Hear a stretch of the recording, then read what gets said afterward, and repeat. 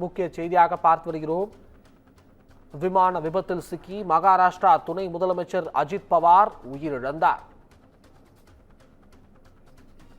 பாராமதியில் நடைபெறவிருந்த தேசியவாத காங்கிரஸ் கூட்டத்தில் பங்கேற்பதற்காக தனி விமானம் மூலம் சென்றபோது மகாராஷ்டிரா துணை முதலமைச்சர் அஜித் பவார் உள்ளிட்ட 6 பேர் விமான விபத்தில் சிக்கி பரிதாபமாக உயிரிழந்தனர்.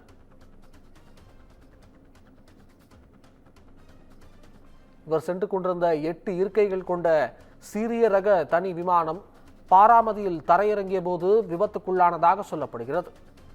தொழில்நுட்ப கோளாறு காரணமாக தனி விமானம் அவசரமாக பாராமதியில் தரையிறங்கியதாக தகவல் வெளியாகியுள்ளது. தற்பொழுது இந்த விபத்துக்குள்ளான இடத்தில் தடயவியல் நிபுணர்கள் ஆய்வு மேற்கொண்டு வருகின்றனர். இந்த சம்பவம் குறித்து முழுமையான விவரங்களை வழங்குவதற்காக நம்முடன் செய்தியாளர் சிவகுமார் இணைந்திருக்கிறார். வணக்கம் சிவகுமார், முழு விவரங்கள். மகாராஷ்டிராவோட துணை முதல்வரும் தேசியவாத காங்கிரஸ் தலைவருமான அஜித் பவார் பயணிச்ச விமானம் இன்னைக்கு காலையில 8:45 மணி அளவுல ஒரு விபத்துல சிக்கி இருக்குது. இதுல அவர் பரிதாபமாக உயிரிழந்திருக்கிறாரு. அதாவது அந்த மாவட்டத்துல நடைபெற்ற கட்சி தேர்தல் சம்பந்தமா அவர் அங்க வந்துட்டு இருந்திருக்காரு. என்னன்னு பாத்தீங்கன்னா இந்த காலைக்கு அங்கிருந்து கிளம்பி அந்த மாவட்டத்துக்கு வந்துட்டு இருந்த சூழ்நிலையில தான் இந்த விபத்தானது சிக்கி இருக்கு. இந்த விபத்துல அவர் இறந்திருக்கிறாரு. அதாவது துணை முதல்வரும் தேசியவாத காங்கிரஸ் தலைவருமான அஜித் பவார் பயணித்த விமானம் தான் அந்த பாராமதி அப்படிங்கிற இடத்துல தரையிறங்கும் போது இந்த விபத்துல சிக்கிச்சு. பாராமதி அப்படிங்கிறது அஜித் பவாரோட சொந்த தொகுதி. இந்த தொகுதியில நடக்கக்கூடிய நிகழ்ச்சிகளுக்கு பங்கேற்க அவ்வப்போது அஜித் பவார் போறது வழக்கம். அதன் அடிப்படையில் தான் இன்னைக்கு காலையில அங்க உள்ள நிகழ்ச்சி ஒன்றில் கலந்துக்கிறதுக்காக பாராமதி போனாரு. போகும்போது அந்த சிறிய ரக தனி விமானம் மூலம் போயிட்டு இருக்கிற ஒரு சூழ்நிலையில குறிப்பிட்ட இடத்துக்கு முன்னால தரையிறங்குற இடத்துல ரொம்ப சின்ன விமான நிலையம். அது ஒரு சின்ன விமான நிலையம் அப்படிங்கிறதுனால அங்க எதிர்பாராத விதமா தரையிறங்கும் போது அந்த விபத்து ஏற்பட்டிருக்குது. அந்த விபத்து ஏற்பட்ட சூழ்நிலையில அஜித் பவாரும் அவரோட இருந்த பாதுகாவலர்களும் அதே விமானத்துல பயணம் செய்த நிலையில அனைவருமே உயிரிழந்திருக்கிறாங்க. இந்த விபத்து அதாவது அந்த பகுதியில நின்றுட்டு இருந்தவங்க திடீர்னு கிளம்பி வந்த புகையை எடுத்துதான் அங்க போய் பாக்குறாங்க. பார்க்கும்போது அவர் அந்த விமானமானது விபத்துல சிக்கி இருக்கிறது கண்டுபிடிக்கப்பட்டு அதன் அடிப்படையில அவர் என்ன பண்றாங்க, அவரை படுகமடைந்த அவரை மீட்டு மருத்துவமனை கொண்டு போறாங்க. ஆனா மருத்துவமனை கொண்டு போகும்போது அவர் இறந்து போயிடுறாரு. இறந்து போன ஒரு சூழ்நிலையில தற்போது அந்த விமான விபத்துங்கிறது எதனால நடந்தது, எதுக்காக இந்த பிரச்சனைகள் ஏற்பட்டது அப்படின்னு சொல்லி தற்போது அந்த விசாரணை பண்ணிட்டு இருக்கிறாங்க.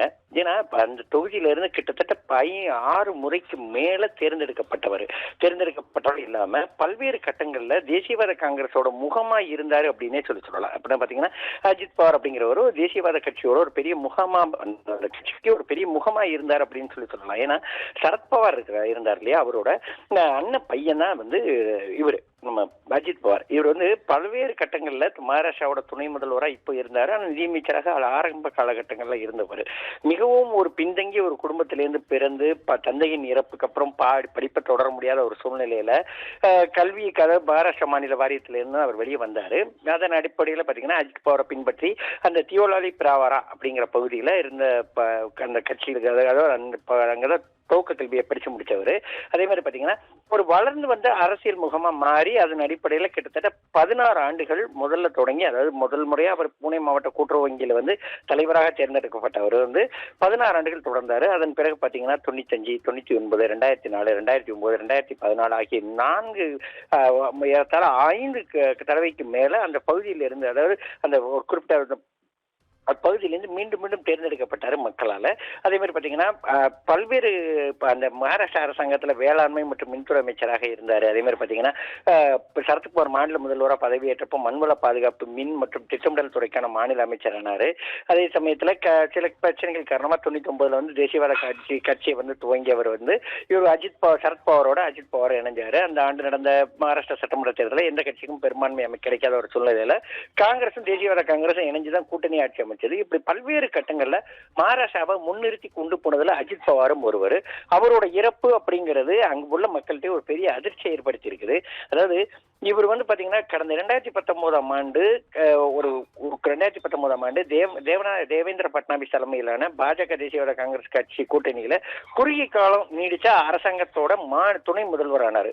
டிசம்பர் 16, 2019 மாநில சட்டப்பேரவையின் குளிர்கால கூட்டம் தொடங்கி பின்னர் பவார் துணை முதல்வராக பதவியேற்கப்பட்டார் அப்படின்னு அறிவிக்கப்பட்டிருந்தாலும் அது ஒரு குறுகிய முதல்வராக இருந்தவர் இவர் தான். அதிக அளவில் தற்போது துணை முதல்வராக இருக்கும்போது பதவியில் இருக்கும்போது இறந்தவர் இவர் தான். அப்படிங்கிற ஒரு சூழ்நிலையில மகாராஷ்டிரா முழுவதுமே இது ஒரு கடும் பதட்டத்தை ஏற்படுத்தி இருக்குது. பதட்டத்தை ஏற்படுத்தி இருக்குன்னு சொல்வதை விட அந்த மக்கள்கிட்ட ஒரு கடும் அதிர்ச்சி ஏற்படுத்தி இருக்குது. ஏற்கனவே அந்த பகுதியில நல்ல மகாராஷ்டிரா முழுவதுமே ஓரளவு நல்ல பரிச்சயமான முகம் அப்படிங்கிறது அவரோட ஒரு முகமாக இருந்தாலும் அவரோட இறப்பு அப்படிங்கிறது தற்போது அந்த மக்களால் ஒரு மிகுந்த அதிர்ச்சியாக காணப்படுது. மேலும் பார்த்தீங்கன்னா சிறிய ரக விமானங்கள் பெரும்பாலும் அதிக அளவு சோதனைக்கு உட்படுத்தப்படுபவை. பெரிய ரக விமானங்கள் அப்படிங்கிறத விட சிறிய ரக விமானங்கள் அப்படிங்கிறது அதிக அளவு சோதனைகளுக்கு உட்படுத்தப்படுபவை.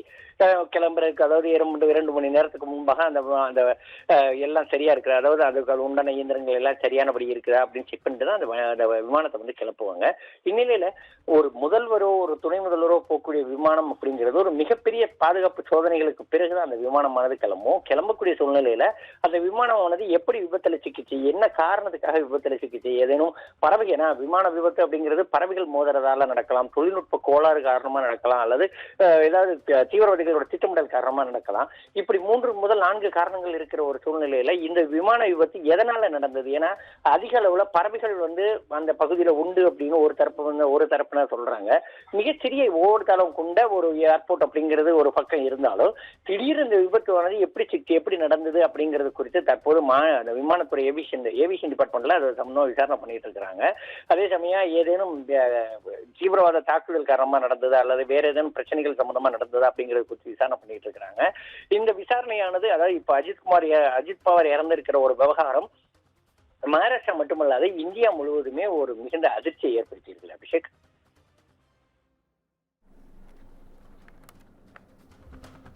விவரங்களுக்கு நன்றி சிவகுமார்.